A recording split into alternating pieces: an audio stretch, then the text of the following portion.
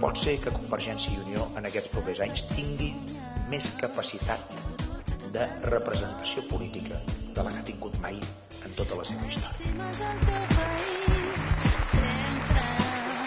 No doneu a ningú per perdut, perquè tothom en aquest moment és important per sumar tots els vots perquè finalment el canvi sigui possible.